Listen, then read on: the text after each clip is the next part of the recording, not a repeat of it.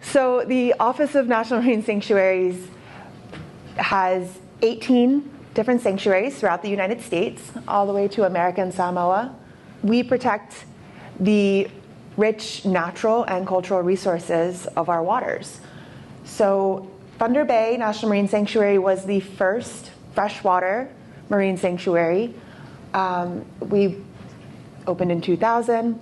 We protect 4,300 square miles of the northern Lake Huron.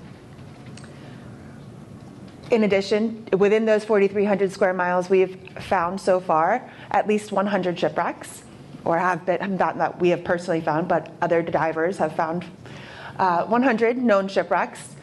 Historical documents suggest that there's at least 100 more to find. And these range in depth from 5 feet to 300 feet. Some are very accessible. You can get to them from shore, paddling, snorkeling, scuba diving. Others, you do need to go out 10, 12, 20 miles. So here's a map of some of the wrecks, or of the wrecks that are currently located.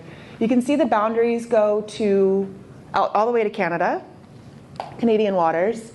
We're up further as north as Sheboygan and down to Harrisville. So our main goal is to protect and share the rich history of northern Lake Huron. We do this by in a number of ways, and through education and outreach, but also through our mooring buoy program. So we work with the Lake Carriers Association to identify and put on permanent mooring systems on our shipwrecks. We make sure, working with them, that we don't put them in the shipping channels. But this is really the best way that we have right now to protect those wrecks. When visitors come to see the shipwrecks, they don't have to drop their anchor and possibly damage the wreck. They can tie off to the mooring buoy, turn off their engines, and just enjoy their time there. It's a safer environment for the divers because you can actually go down the mooring line straight to the wreck. And it's a fantastic way to mark and to identify where the wrecks are. So currently we have about 52 mooring buoys that we put out seasonally. We put them out once the ice is gone in April, and then collect them in October for seasonal maintenance. But probably my favorite part of my job, because I get to do the diving. I am the unit dive supervisor for Thunder Bay National Marine Sanctuary. So we get to go down and explore these shipwrecks, and that's so much fun, right? That's probably the best job in the world, I think. But in the wintertime, one of my favorite parts is getting to spend time with the children.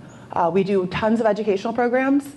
We have a third grade program right now called Get Into Your Sanctuary for third graders.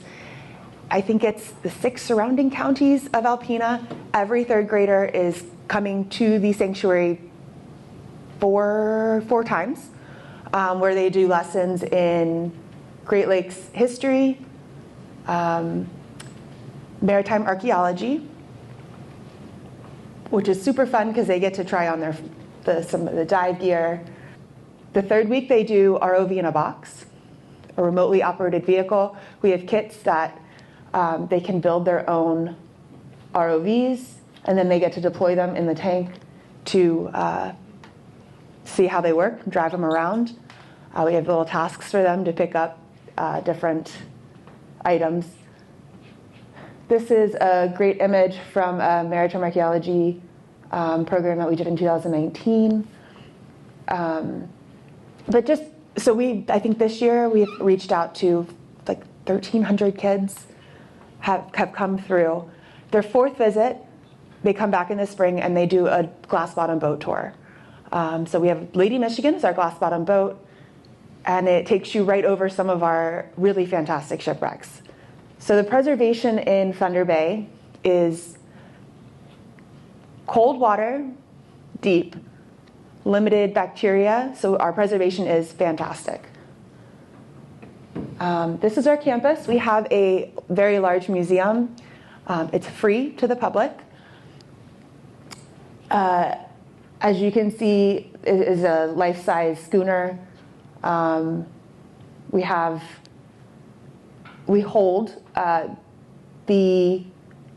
one of the larger collections of Michigan's shipwreck artifacts in visible storage, so you can actually go through and open up the drawers and see different from not just Thunder Bay, but from all over Michigan. And then we'd host several events. So we do our Maritime Festival. This weekend coming up, we're actually hosting our Thunder Bay International Film Festival. I believe we're in our 14th year. Happens every third week in January. And we're showing 70 films about the ocean and waterways of the world. So we have filmmakers who are going to come, and they do panels and they do presentations. There's also a film competition for students and professionals.